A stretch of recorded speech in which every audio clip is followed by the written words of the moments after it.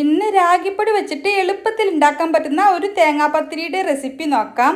അതിനായിട്ട് 1.5 കപ്പ് രാഗിപ്പൊടി ഒരു ബൗളിലേക്ക് എടുത്തിട്ടുണ്ട്. ഇനി ഇതിലേക്ക് 1/2 കപ്പ് ഗോതമ്പ് പൊടിയാണ് എടുത്തിട്ടുള്ളത്. ഇനി ഇതിലേക്ക് 1 കപ്പ് മുതൽ ഒരു 1.5 കപ്പ് വരെ ചെറിയ തേങ്ങ ചേർത്ത് കൊടുക്കാം. പിന്നെ ഒരു 5-6 ചെറിയുള്ളി കട്ട് ചെയ്തത്, ഒരു കോഴിമുട്ട, പിന്നെ മാവിലേക്ക് ആവശ്യത്തിനുള്ള ഉപ്പും പിന്നെ ഒരു 2 കപ്പ് വെള്ളം കൂടി ചേർത്തിട്ടാണ് ആദ്യം ഒന്ന് കലക്കിയെടുക്കുന്നത്. കട്ടയൊന്നുമില്ലാതെ നന്നായിട്ടൊന്ന് മിക്സ് ആക്കി എടുക്കാം. ഇപ്പം മാവ് കുറച്ച് തിക്കായിട്ടാണ് ഉള്ളത്. അപ്പോൾ ഒരു 1/4 കപ്പ് വെള്ളം കൂടി ചേർത്തിട്ട് നന്നായിട്ടൊന്ന് മിക്സ് ആക്കി എടുക്കുന്നുണ്ട്.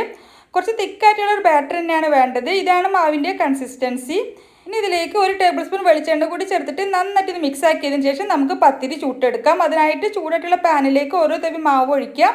ഒരു പത്തിരിയുടെ വട്ടത്തിൽ, ഒരു തേങ്ങാപ്പത്തിരിയുടെ കനത്തിലൊന്ന് പരത്തിയെടുക്കണം. അടച്ച് വെച്ച് വേവിക്കാം.